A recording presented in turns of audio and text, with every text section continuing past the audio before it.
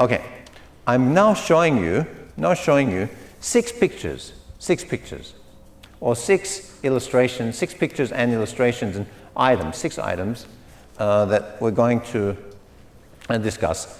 If you look at the first one, and you're looking at your devices, of course, and if you look at the first one, the first one is an alphabet for those who sign. Signers. It's the sign language alphabet. It's a sign language alphabet, I'm sorry, because signing, of course, changes from country to country, from language to language, and even within English-speaking countries, it changes. Okay, so if you look at the top left one, there's the letter A, and A is just a fist, which is within which all the fingers are down and the thumb is up, and that says A. So if you're pretty competent in signing, and someone does that to you, you know it's A. You say A, okay, A, you're trying to say A, what else would you like to say? But at least they get that you're saying A. If you look at W, look at W and V. Okay, so if you go down to the second to bottom row and you look at W, you see someone with their 3 fingers up and their thumb and their little finger connected together. Okay, 3. Now, that means W. So if you're in the context of signing and you're trying to say a word, worm or something, and you want to say W, you do that. But if you don't know signing and you're not in that context and someone does that, automatically you think, well, 3. They're trying to say 3. So if you're in that semiotic environment or semiotic framework or semiotic field for which the sign W symbol is required, then you know immediately that it's W. However, if you're not connected to that, if you're not lying within that semiotic matrix, then it won't tell you that it's W. Assume it's 3 or something else. Okay. Or it could be a dirty sign, a bad sign in some other language, and fearing a Freudian slip, we're not going to suggest what that means, but it could mean a very derogatory or nasty or very negative suggestion in another language. Okay, but in sign it means W. Okay, the same with V. Now look at V. V, V means peace. If you do this, many people, if they're within that semiotic matrix, they're going to assume that V is peace, and they're saying peace. Okay, guy, good, this guy doesn't want to fight.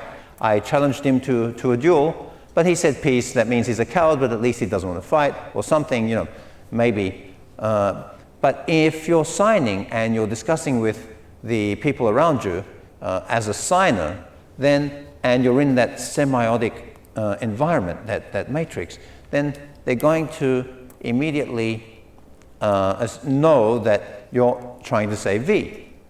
The same with U. Now U is a little more tricky because you've got to put your fingers together, and interesting how putting your fingers together is more difficult than holding them apart, isn't it? L is like that, and K is a little different and stuff. Okay, it's a little tricky, isn't it? You've got to learn all these. And signing is great. If you've ever seen people signing, or if you sign yourself, or if you've seen people signing, it's great. It's such a great language because it's silent. So you can have people all around you signing, and you could be reading your book and you don't know that they're signing. It's so quiet, and it's definitely not interrupting in any way. Okay, if you go to the next one, the next diagram is, now for those people who have never ever seen or had any experience with musical notation or theory, then they'd have no idea. But most of us would have at least seen this in a movie or online or something, so they can immediately, most of us, probably 95, 98% of us would know immediately that this has something to do with music. A smaller percentage would be able to interpret this, and then we get to a smaller percentage across the group containing whom this would vary in meaning. Okay. Anyway, we will speak about that later, especially when we get to the field of semiotic equilibrium and affordances and everything, but later on. However, in looking at this, those who know a little about music, at least, can say, well, that there's a squiggly line on the left that goes like that, and there are 5 horizontal lines that span the width of the page. There are 2 squarey things, one sitting across the top line and one sitting across the second space from the top, and then there's a 3 and a 4, or what appears to be a 3, or what appears to be a 4. Okay. Now, those who know about musical notation will say, well, okay, that's the treble clef. It means that if you're playing the piano, it tells you what to do on the right side of the keyboard. And then there's a 3 and a 4 on the right, and the 3 and a 4 means that you play in a certain rhythm, which is 3 beats. 1, 2, 3, 1, 2, 3, 1, 2, 3, 1, 2, 3. You could do a waltz or something. Okay. Okay. The Blue Danube or something. And then there are 2 what we call sharp signs. Okay, and the sharp signs immediately tell you that, well, it's D major. Or it could be B minor. However, there's a slight difference between D major and B minor and stuff, you know. And if you're a jazz musician, then this takes on a whole range of meanings because you play different modes, a whole set of different modes, any of a whole set of different modes within jazz. And for an elementary musician, this has really one meaning. But if you're a jazz musician, then it starts to take on a whole range of semiotic values. Okay, you could play in your Aeolian, Phrygian, Mixolydian, Lydian, and so forth. Okay, lots of different modes. So for jazz musicians, people who are really skilled in music, then the range of semiotic values surrounding this diagram or this set of symbols becomes quite large and varied and everything, and all of that. Okay. Now, speaking of jazz, if you go to the next item, which is a picture. It's a picture of a guy, a man, and he's blowing, or he's got something in his mouth. Okay. He has something in his mouth, and you know, those of us, very few of us who don't know anything about this instrument, then we say, well, you know, there's a snake in his mouth or something. Okay. However, most of us would at least know what he's blowing into, and most of us would say, well, it looks like a saxophone. Some sort of reed instrument, a saxophone. Okay. And it is. And many of us would not know who this man is, but some of us would know who he is. And of course, this is John Coltrane, who was a saxophonist. Now, John Coltrane is known for many important things within jazz, within the jazz movement. And some people, including myself, believe that he is one of the very, very important, most important people within jazz. So if you don't know anything about Coltrane, then you think, okay, he's just blowing and maybe he's got his eyes closed because he's trying to concentrate. But if you know about Coltrane, then by knowing, remember, we're going to elaborate on the sign and everything. So, you know, now we're looking at the different signs and how the different signs indicate different things to people who have different abilities of interpretive transformation. Okay. So if you know about Coltrane, you know that he's not trying to concentrate, and Coltrane really didn't need to concentrate much at all. Coltrane was a great saxophonist in every sense of the word. He was a great musician. Great.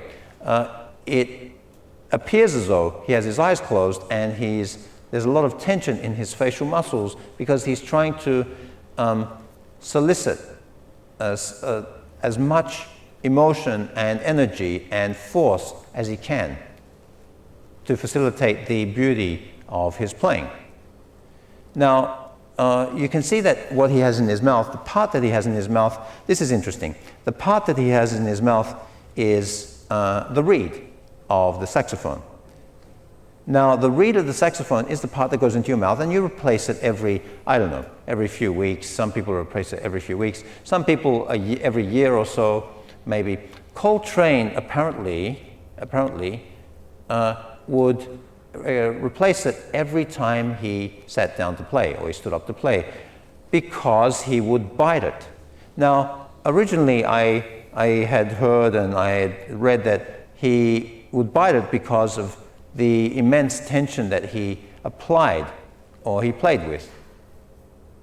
But then when I was, I think, a while back, I was speaking to a friend of mine, a good friend of mine, Colette, Dr. Colette Snowden, who is also an avid jazz follower, as is her partner Peter, Colette and Peter. And she was telling me that actually he had tooth problems, and the way he would bite on it wasn't ordinary. It wasn't the way in which you should bite on the reed, and because he would bite on it because of his tooth problems, then he would damage it and he needed to keep changing it. So the more I learn about the situation and the player, the saxophonist and everything, the better I understand this picture.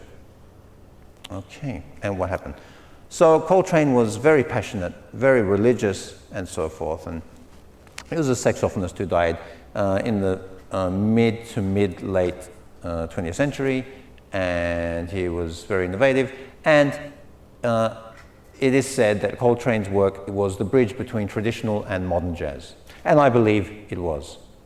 Okay, again, there are others like Charlie Parker and so, who also contributed just as well, Donald Byrd and so forth. Okay. Okay, let's look at the next item, which is a painting. Now in this painting, what do you see? You see a man with his back to us. But we don't see a man with his back to us. We don't. We see 5 men, 6 men, in fact, maybe 7, possibly 7 men, and they're holding a clock. Now, why is this man holding a clock? Why does he have his back to us? And more importantly, why does he alternate? So if you've ever been to anywhere where there are 2 mirrors, one on each side of the room, and you stand in between and you look at one mirror, then you see your reflection, the back of you, and then you see the front of you and the back of you and the front of you, and it looks like this. However, now this man is not seeing his front, he's only seeing the back of the next man on the left. Okay. So this is very interesting. Why is this man seeing only his back? And this effect happens when you have mirrors, one on each side, right, of the room. But the difference here is that this man isn't seeing his face, which he would see. Okay, he would see. He would see his face and then see the other man's face and his face and everything. But he's seeing the back. So it's like he's combining, or the painter is combining, a window and the idea of the mirrors on opposite sides of the room. Now he's also holding a clock, and the clock is telling the exact time at every level. Okay. So this is very interesting. Now, the question is, are we that man on the left? Is that who we are? Is that what the painter is trying to convey to us? Or is the man nearest to us, is he the real man? Is this a set of levels, or is it just one painting? Is that what the painter is trying to convey to us? So there are many things that we have to consider, and interestingly, it's black and white except for the gold frame. Okay, lots of things to consider. Why is he holding a clock?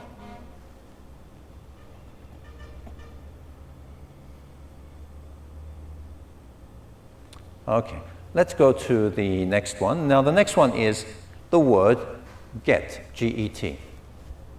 And G-E-T means something. It means retrieve something, okay, literally. The denotational meaning of G-E-T, get, retrieve something. Get something for me. Can you get something for me? Can you get me a newspaper? Can you get me chicken soup? Or can you get me an orange juice? Or can you get me some more money from the bank? Okay. However, I believe that get is one of the most idiomatically popular words in the English language. It takes on a whole range, an enormous range of meaning. If you start to explore the word get, then you quickly realize, or you gradually realize that it has a great range of meanings. Get up, get out of here. Are you going to get sick? Get me to the bank quickly, Mr. Taxi Driver. Get well.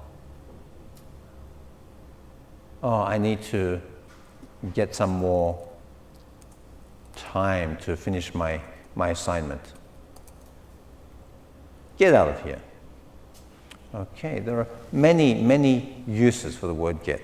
And although it's the same word, same letters, same pronunciation, same prosody, same phonological sequence, it can mean something completely different in its respective context, okay, in its respective semiotic matrix.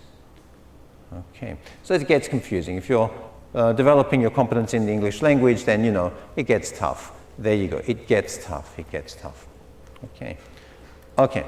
Let's go to the final item of the 6, and the final item of the 6 is it's a square with blue at the top, blue at the bottom, white in between, and black in between that.